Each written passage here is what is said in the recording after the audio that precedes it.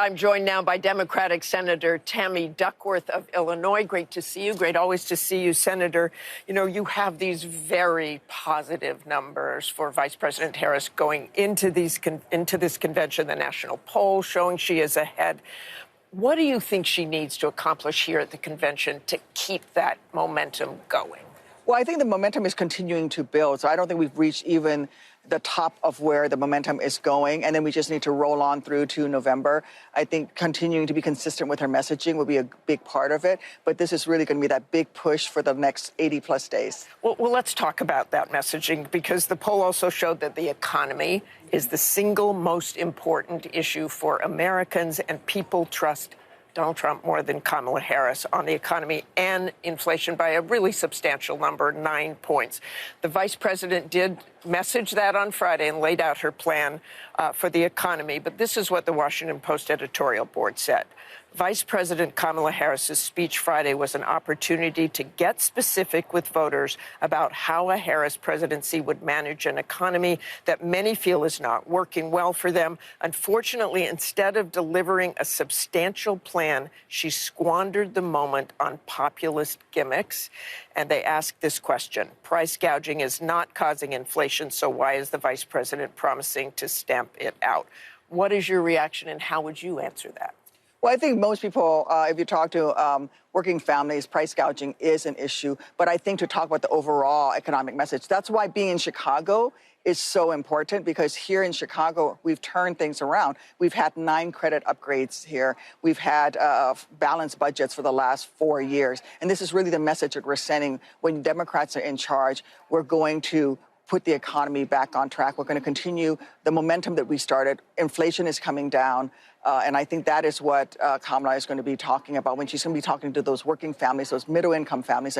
You're our priority. People don't really see that. You know, the people I talk to, it's the grocery prices. Donald Trump, as we said, is ahead in the polls on the economy, inflation. Yeah. So can you really turn that around before? I think we can, absolutely. And this is part of that messaging that she started with her economic speech. I think she's going to get into more details here. And then we're going to carry that message on forward in terms of inflation is coming down, mortgage rates are coming down. All of that is trending in the right direction. But again, the key is to talk about we are going to put working families front and center in our economic plan. She also laid out new economic proposals: $25,000 to support first-time home buyers, canceling medical debt, extending the child tax credit, plus other tax cuts, including not taxing service workers' tips. The Nonpartisan Committee for a Responsible Federal Budget estimated that plan would add $1.7 trillion to the federal deficit. Are you comfortable with that? I am comfortable with that, because what we need to do is get rid of the Trump tax cuts for the wealthy. He added over $1 trillion to the federal deficit because of those tax cuts that he put into place when he was in office, and we need to reverse that. We need to go ahead and bring down the cost of taxes on middle-income families. And again, you know, one of the frustrations that But you're comfortable with that debt. We need to go ahead. You know, this is all about balancing things out, and the priority is going to be on making homes more affordable to working Americans. This is going to be on the people who are counting on those tips to help them pay their grocery bills, put gas in their gas tanks. And then we need to go after the wealthiest Americans who don't pay their fair share. And frankly, Donald Trump is on their side. He's on the side of corporations. He's on the sides of people who make over $1 million. Democrats are on the side of working families, and we're going to put them front and center. There's also concern about where the Biden administration stands on the war in Gaza. You're expecting thousands, tens of thousands of protesters here.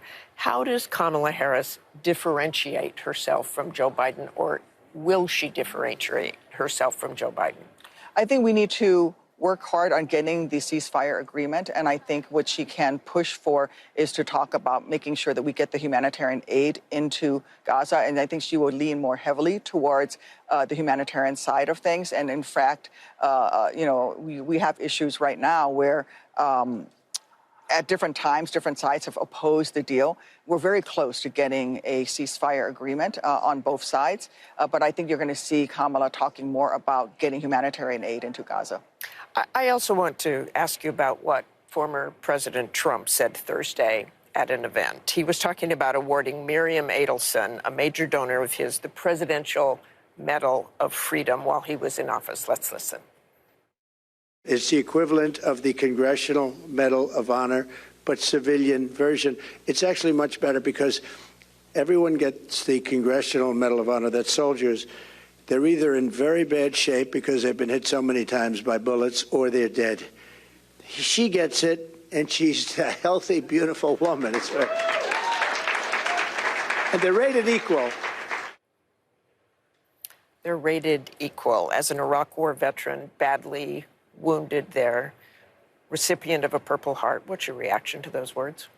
Well, American voters have a chance to choose. Do they want a 5-time draft dodger who denigrates military men and women and our veterans and calls us suckers and losers, who doesn't want to have his picture taken with amputee veterans of various conflicts to be the next commander-in-chief?